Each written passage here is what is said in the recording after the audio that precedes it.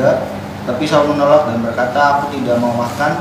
Tetapi ketika para pegawainya serta perempuan itu juga mendesak, maka didengarkannyalah permintaan mereka. Lalu bangkitlah ia dari tanah dan duduk di balai-balai. Perempuan itu mempunyai seekor anak kambing di rumahnya, maka segeralah dia menyembelih itu. Dia mengambil tepung, diremasnya dan dibakarnya menjadi roti yang tidak berani. 25. Dibiarkanlah semua itu ke depan Saul dan ke depan para pegawai, lalu mereka makan. Kemudian masuklah mereka dan pergi pada lalu. Ya, puji Tuhan, saudara, kita masuk pagi hari pasalnya yang ke-28 dari 1 Samuel, saudara. Kita akan lihat bersama pada ayat yang kedua, ayat 1 dan ayat yang kedua. Kita baca sama-sama, saudara. 1, 2, 3. Pada waktu itu orang Filistin mengerahkan tentaranya untuk berperang melawan orang Israel. Lalu berkatalah Akis kepada Daud, "Ketahuilah baik-baik bahwa engkau beserta orang-orangmu harus maju berperang bersama-sama dengan aku dalam tentara."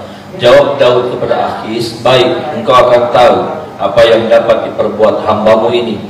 Lalu Akis berkata kepada Daud, "Sebab itu aku mengangkat engkau menjadi pengawalku sendiri sampai selamanya." Saudara, kita melihat bagaimana perjalanan Daud, saudaraku, ya. Dia mengungsi atau menyembunyikan, menyelamatkan diri ke Akis, saudaraku, ya, ke orang Filistin. Dan bagaimana kemudian kita melihat ketika Filistin akan berperang, melakukan sebuah peperangan besar dengan orang Israel, maka Akis, raja orang Filistin ini, berkata bahwa Daud harus bersama-sama dengan dia. Dikatakan, "Saudaraku, sebab aku ini akan mengangkat engkau menjadi pengawalku sendiri sampai selamanya." Ini artinya, saudaraku, Daud akan dipakai sama Raja Akis, ya. Daud akan dipakai. Daud akan menjadi alatnya Akis. Saudara, yang saya lihat itulah kehidupan, ya. Saudara, Daud bersekutu dengan Filistin, ya, dan Filistin memanfaatkan Daud. Daud dipakai menjadi alatnya orang Filistin. Saudara, kalau kita tidak jadi alatnya Tuhan, maka kita akan jadi alatnya dunia. Kalau kita menyerahkan hidup kita kepada Tuhan, maka kita akan menjadi alatnya Tuhan. Dunia akan melepaskan kita. Tapi kalau kita menyerahkan diri kepada dunia, dunia akan memakai kita menjadi alatnya, dan Tuhan melepaskan kita. Ini, saudara, pilihannya cuma dua, dan tidak ada pilihan ketiga. Tidak ada pilihan netral di tengah-tengah di sini. Kalau saudara tidak menyerahkan hidup kepada Tuhan, maka dunia akan pakai saudara. Tapi kalau saudara menyerahkan hidup kepada Tuhan, maka Tuhan akan memakai kehidupan kita menjadi alat. Selalu begitu. Daud pergi ke Filistin, bersekutu dengan Filistin, maka apa yang terjadi? Filistin ambil. Filistin manfaatkan Daud menjadi alat. Menjadi alatnya Filistin. Untuk apa? Ya, untuk mendatangkan keuntungan buat Filistin. Saudara, pilihan itu cuma dua. Menjadi alatnya Tuhan atau menjadi alatnya dunia. Menjadi alatnya dunia, ya. Menjadi alat dunia itu menjadi alatnya iblis juga. Atau menjadi alatnya Tuhan. Tinggal bagaimana kita menyerahkannya. Bagaimana tangan siapa yang kita izinkan memegang hidup kita. Kepada siapa kita biarkan pengaruh itu menguasai kita, pengaruh dunia atau pengaruhnya Tuhan, pengaruh firman dalam hidup. Kalau pengaruh firman yang berkuasa, yang kita izinkan, yang kita buka hati, meluaskan, firman itu yang berpengaruh dalam hidup kita, maka kita akan jadi alatnya Tuhan. Ada amin, saudara. Tapi kalau kita izinkan dunia yang mempengaruhi kita, maka kita akan jadi alat-alatnya dunia. Dan di sini tidak ada pilihan ketiga. Di sini tidak ada pilihan netral. Di sini tidak ada pilihan di tengah-tengah, berdiri di tengah-tengah.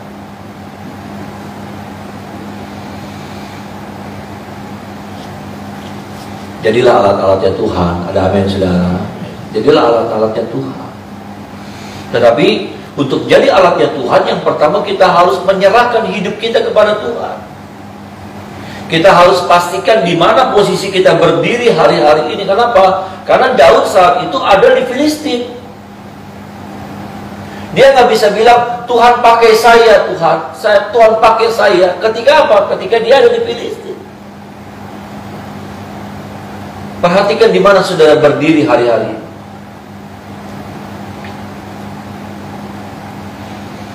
Dan yang kedua, perhatikan apa yang sedang saudara izinkan mempengaruhi hidup saudara. Adakah pengaruh-pengaruh itu pengaruh-pengaruh dunia yang sedang mempengaruhi hidup saudara? Atau adakah firman yang sedang mempengaruhi hidup saudara? Ini Bapak Ibu Saudara, ini penting. Kenapa kita nggak bisa bilang Tuhan pakai saya, Tuhan jadikan saya alatnya Tuhan? Tapi dua hal ini nggak ada ciri-ciri ini. Kita sedang berdiri di tempat yang jauh dari Tuhan. Yang kedua, kita sedang membiarkan pengaruh-pengaruh yang lain sedang mempengaruhi kita. Pengaruh-pengaruh dunia, ajakan-ajakan dunia, berita-berita yang seperti sekarang sedang beredar, saudaraku, satu berita yang menakutkan yang sedang kita izinkan menguasai kita.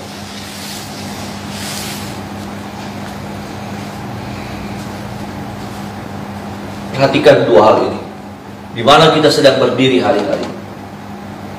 Ini penting. Yang kedua, apa yang sedang kita izinkan mempengaruhi hidup kita, pikiran kita, perasaan kita.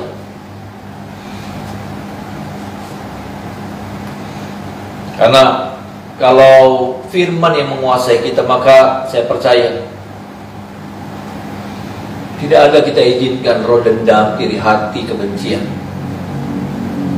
Tidak ada kita biarkan roh ketakutan, intimidasi menguasai kita. Ada amin, saudara?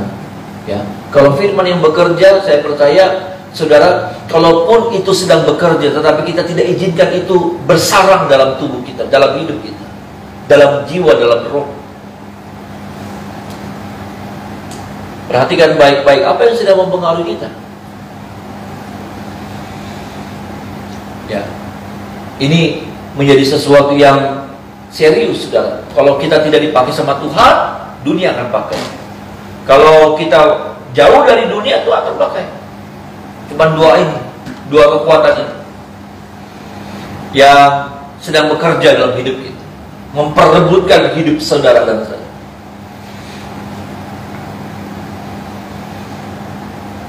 Biarlah hari-hari ini kita semakin dekat sama Tuhan. Ya, biarlah hari-hari ini kita pastikan kita berdiri tidak jauh dari Tuhan. Pastikan hidup kita bukan ada di apa ya, saudaraku, bukan ada berdiri begitu melekat sama dunia dengan segala kekuatannya, pengaruhnya. Tapi kita ada berdiri, saudara, tidak seperti Daud, ya. Daud ada di Filistin, Daud sedang menjauh. Ada di mana, saudara? Adakah saudara lagi jauh dari Tuhan? Adakah saudara lagi punya jarak sama Tuhan? Tuhan tolong kita, saudara. Hal yang kedua kita lihat pagi hari ini dari ayatnya yang ketiga dan ayatnya yang keempat.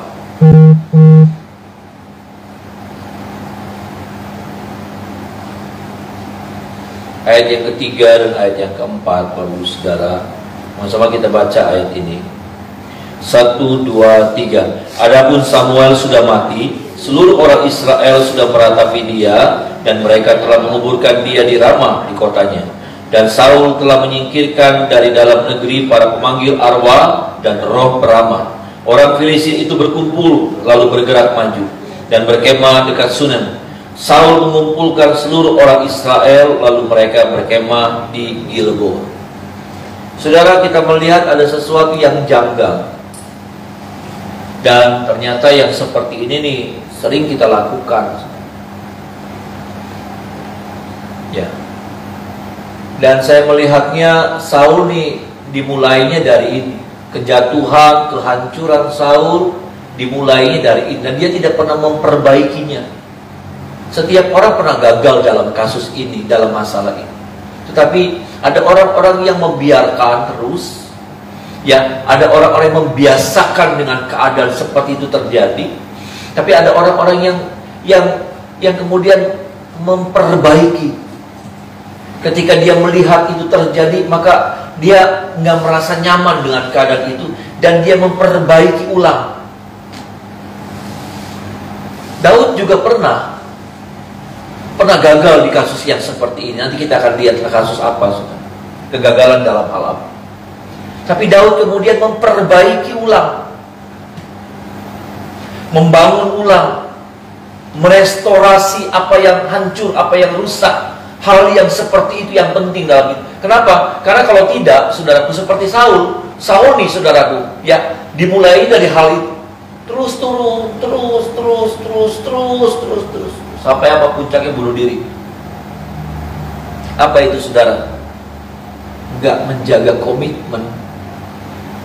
Sama-sama bilang sama saya, komitmen, saudara. Saul tidak menjaga komitmen. Daud juga pernah. Tetapi apa? Ketika Daud gagal menjaga komitmennya, ya, tetapi Daud kemudian bangkit dengan sekuat tenaga. Dia kembali membangun komitmennya lagi. Tapi Saul nggak pernah. Kita pernah gagal di titik ini. Kita beberapa kali gagal di titik ini.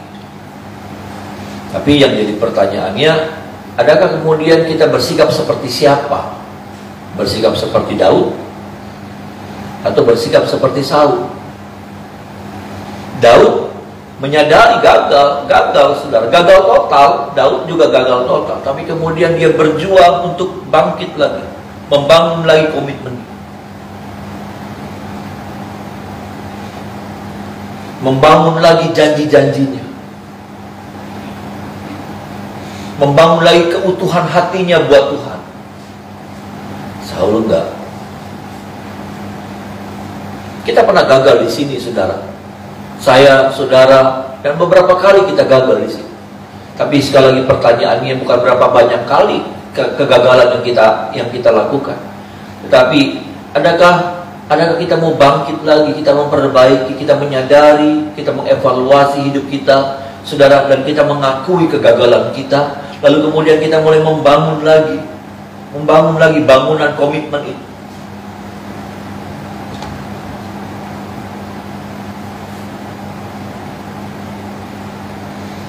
Nah, ini yang tidak ada di Saul. Apa, saudara? Saul bilang begini, habisin semua para pemanggil arwah, semua orang petenung, habisin, bunuh semuanya.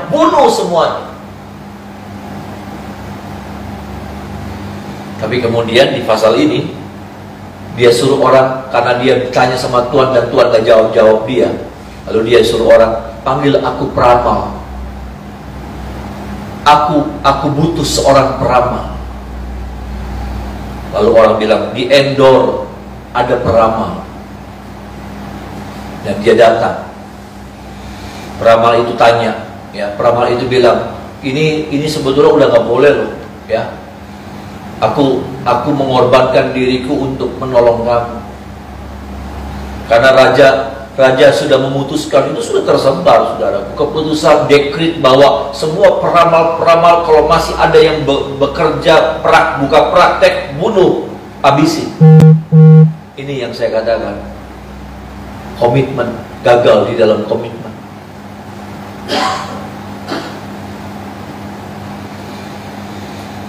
Sampai dia bilang, siapa yang mau aku panggil? Samuel. Saudara harus tahu nih saudara, ya. Ini nggak ada cerita begini. Ini yang muncul firman Tuhan katakan, ini jelas sekali dan ini tidak usah lagi diperdebatkan, ya. Ini sudah tidak perlu lagi diperdebatkan. Kenapa? Karena dikatakan saudaraku muncul dari bawah. Rohnya Samuel itu muncul dari bawah. Enggak. Bicara roh bawah itu roh kematian. Ya. Orang-orang yang dibinasakan itu ada di bawah. Itu bicara seperti itu. Dan ini bicara tentang kuasa jahat, ini bicara tentang kuasa kegelapan. Itu bukan rohnya Samuel. Itu roh kegelapan yang menyerupai Samuel. Dan saudara harus tahu bahwa roh kegelapan itu, roh iblis itu bisa berbentuk siapa saja, apa saja. Ya saudara, dia bisa lakukan apa saja. Yang dia tidak bisa lakukan, dia menyelamatkan saya dan saudara. Ada amin saudaraku. Tapi untuk melakukan apa saja dia bisa. Bisa. Hampir tidak ada yang tidak bisa, tidak ada yang tidak bisa dilakukan. Hampir semua bisa. Kalau cuma yang begitu-begitu membangkitkan orang mati bisa, iblis bisa. Mengadakan mujizat, makanya jadi orang percaya jangan patokannya di mujizat, karena iblis juga bisa bikin mujizat. Karena hari-hari ini gereja patokannya cuma sama mujizat. Ada banyak orang kalau sudah bicara mujizat, rame. Kalau ada firman-firman yang sifatnya mujizat, pertolongan Tuhan berkat, selalu suka orang.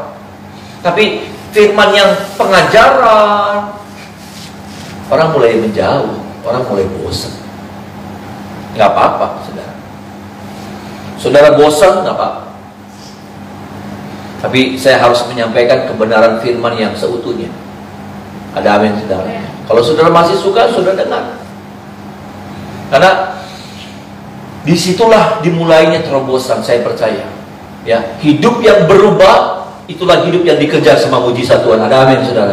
Kita nggak bisa tonjolkan mujizatnya, tapi hidup nggak pernah ngalamin perubahan. Hidup nggak pernah yang namanya nggak pernah masuk dalam kebenaran firman. Nggak bisa. Firman hanya menjadi iming-iming terus, iming-iming. Nggak bisa. Harusnya kebenaran firman ini yang mengubah cara berpikir orang, cara hidup orang. Itulah yang harus ditonjolkan. Nanti kenapa? Ya saudaraku, karena firman Tuhan berkata bahwa orang-orang yang takut akan Tuhan tidak kekurangan sesuatu pun yang baik. Ada amin, saudaraku. Ini dulu yang ditonjolkan. Ini dulu yang harus kita bangun dalam hidup kita. Hidup yang seperti apa? Hidup yang takut akan Tuhan. Hidup yang dia menghidupi firman dalam hidupnya. Dan orang-orang seperti ini saya percaya, kalau saudara lakukan itu, saudara bangun hidup yang seperti itu, saudara akan dikejar sama berkat. Ada amin, saudaraku. Ya. Makanya firman Tuhan bilang begini sama kita, cari dahulu kerajaan Allah serta kebenaran. Kerajaan Allah itu apa, saudaraku? Kerajaan Allah itu bicara tentang otoritas. Kerajaan Allah itu bicara tentang kedaulatan Tuhan. Yang kita harus cari bagaimana kehendak Tuhan apa dalam hidup saya. Kehendak Tuhan apa dalam perjalanan hidup saya. Rencana Tuhan yang seperti apa yang Tuhan mau buat dalam hidup saya. Karena firman Tuhan berkata seperti itu. Carilah dahulu kerajaan Allah serta kebenarannya, maka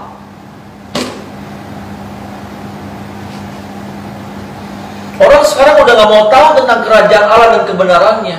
Orang mau tahunya apa? Tentang mujizatnya. Semuanya itu ditambahkan kepadamu. Kalimat bagian terakhirnya yang mau diambil sama orang. Bagian terakhir ini, ayat ini yang dibagikan, yang ditekankan sama orang. Gak bisa. Nanti suatu saat saudara ngalamin masalah dan gak ada solusi, saudara kecewa kayak Saul. Dia tanya sama Tuhan dan Tuhan gak jawab. Dia akhirnya apa? Dia cari solusi yang lain. Satu saat, saudara, sepertinya Tuhan diam sama kita. Kalau saudara nggak ngerti, nggak kuat sama firman, nanti satu saat di tengah-tengah pergumulan saudara, di tengah-tengah masalah yang pelik, di tengah-tengah saudara sedang membutuhkan pertolongan, tapi Tuhan diam sama saudara.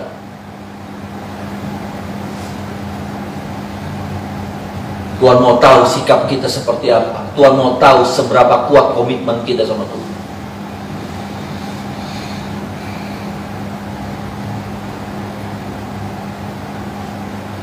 Itu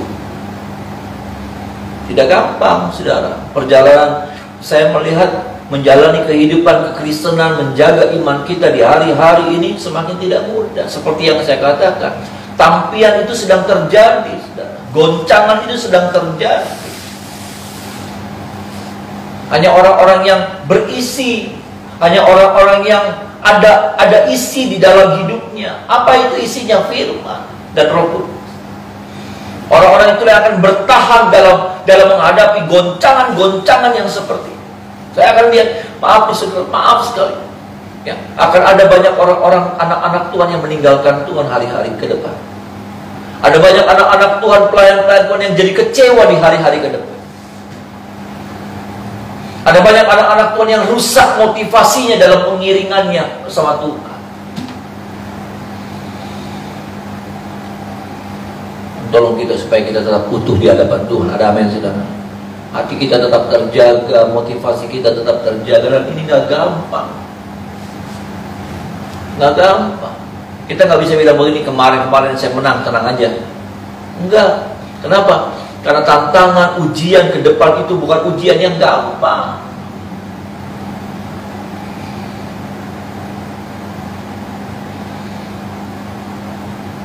Goncangannya hari-hari ke depan itu goncangan yang luar biasa. Katanya ada gempa bumi. Ini gempa bumi ya, saudara. Kita bukan bicara tentang, tapi ini gempa bumi. Ada gempa bumi akan terjadi, megatrust katanya. Gempa bumi megatrust. Orang bukan cuman goyang, ya. Gempa bumi yang sekarang itu orang goyang begitu, jatuh. Tapi yang namanya gempa megatrust, ya saudara, itu orang bukan cuman berdiri jatuh, tapi orang kelempar. Ngeri ya, saudara. Orang, saya kalau lagi berdiri begini, saya sudah tahan, saya kelempar, pak. Ya kan? Dan saya cuma bilang begini, goncangan-goncangan rohani yang terjadi hari-hari ke depan itu, kalau kita nggak kuat-kuat ngelemparin kita, berhamburan. Ada banyak anak-anak Tuhan yang bukan cuma jatuh, tapi terlempar. Pelayan-pelayan Tuhan yang tidak kuat, terlempar.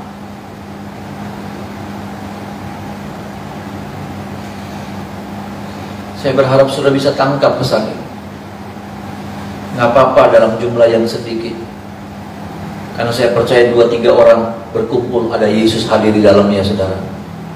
Dan ada firman yang mau disampaikan buat saudara.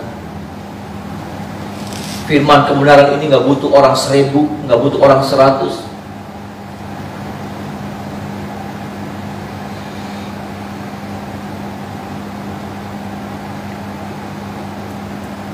Dimulai dari apa? Dimulai dari komitmen yang tidak dijaga sama-sama. Terus. Saul pernah bilang begini sama Daud, Daud, ya, aku berjanji, aku tidak akan mengejar kamu lagi. 2 kali. Ya, tetap aja dikejar juga. Selalu nggak bisa pegang komitmen. Tapi jadi biasa. Saya nggak tahu, saudara. Ya, kita mesti tanya lagi, kita mesti periksa lagi hidup kita. Ya, jangan lihat orang lain dah hari ini. Ya, lihat hidup kita. Kayak apa hidup kita? Adakah hidup kita sedang terbiasa dan membiasakan diri untuk tidak memegang komitmen? Jadi biasa, ngomong tapi las, ngomong tapi omongannya nggak bisa dipegang.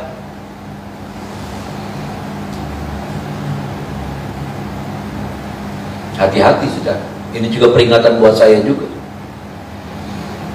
Karena ini tidak gampang. Kalau kita membiasakan diri, kita akan terus, kita akan semakin dalam, kita akan semakin dalam. Kenapa? Karena kita tidak pernah mau memperbaiki, kita nggak pernah merasa menyesal ketika kita gagal. Daud, saudara, waktu dia gagal, dia menyesal sekali, dia menyesal. Itulah sebabnya dia belajar bangkit lagi, bangun lagi komitmennya, bangun lagi komitmen. Tapi saudara Saul nggak ngerasa bersalah, dia nggak ngerasa ada sesuatu yang salah, saudara. Kenapa? Terbiasa.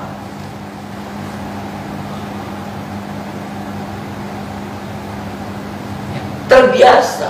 Jadi sudah nggak ada yang namanya ngerasa tertuduh, ngerasa diri bersalah, ngerasa diri ada yang salah, ngerasa diri ada yang kurang, nggak ada.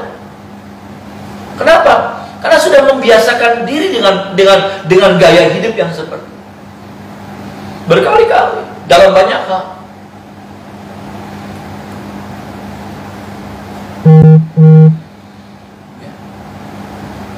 Sampai ketika dia sudah mendekretkan, mengeluarkan sebuah perintah raja, dekret raja, setiap peramal harus dihukum mati. Di tengah-tengah situasi yang kepepet, dia cari peramal, dia cari dukun, dia cari petenung.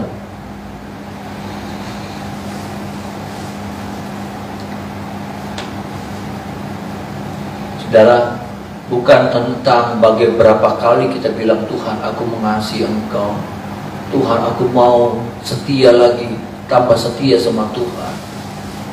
Tapi hari ini bagaimana, apa yang kau sedang kerjakan dengan perkataan-perkataan, pernyataan-pernyataan? Adakah saudara masih berjuang untuk mempertahankan?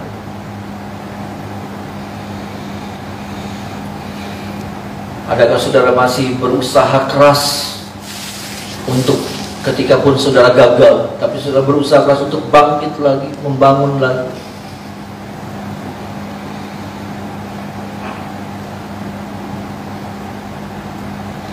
Ini yang Tuhan mau lihat.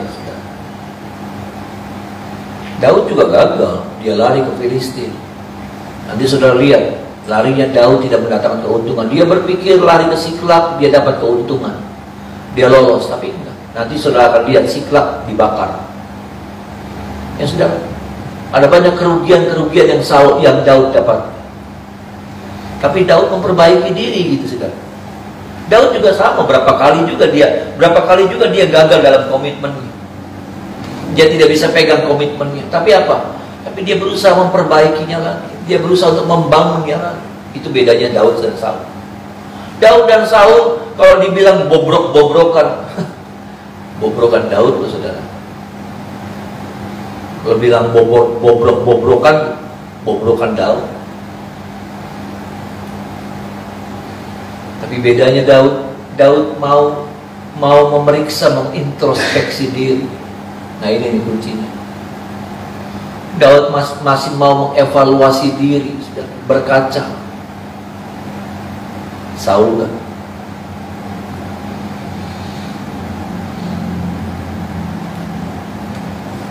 Tolong kita, ya Roh Kudus mampukan saya dan saudara, karena yang begini nih butuh kerendahan hati sebetulnya.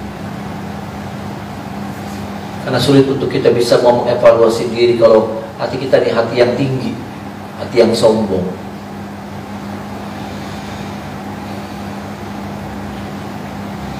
Tolong kita ya saudara, ya kiranya hari-hari ke depan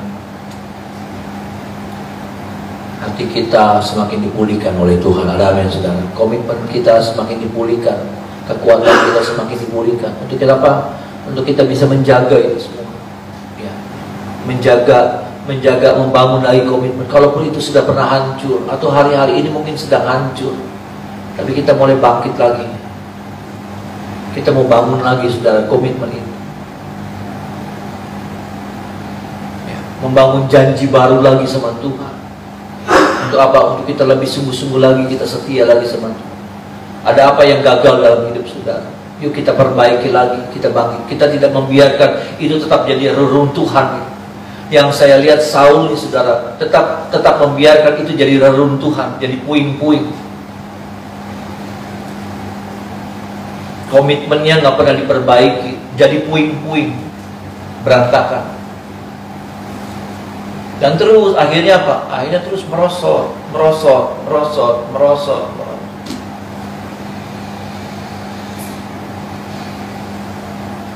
Hari-hari ke depan saya coba bilang semakin tidak mudah saudara, ya, tidak mudah untuk kita jalani, tidak mudah untuk kita hidupi tidak mudah.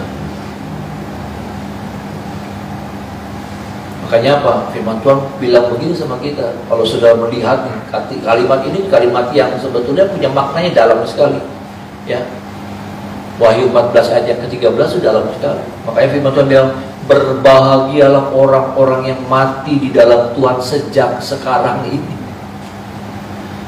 Sisi yang lain, saudara, orang-orang yang mati dalam Tuhan yang sudah meninggalkan kita, yang mendahului kita, itu berbahagia. Kenapa? Karena mereka tidak melihat semua kejadian-kejadian yang ke depan semakin mengerikan. Ke depan ini semakin, semakin di luar perkiraan.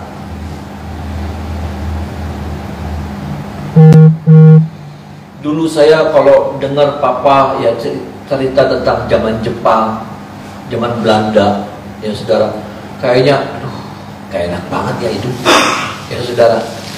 Zaman Jepang katanya orang pakai karung, ya nggak punya baju, karung goni jadi baju. Bayangin saudara, karung goni jadi baju, nempel-nempel sama karung goni, pegang-pegang aja langsung pada gatel, langsung pada keseset-seset. Ya saudara, ya susah makan. Tapi hari-hari ini juga situasinya dalam bentuk yang berbeda, tapi mengerikan, sangat mengerikan.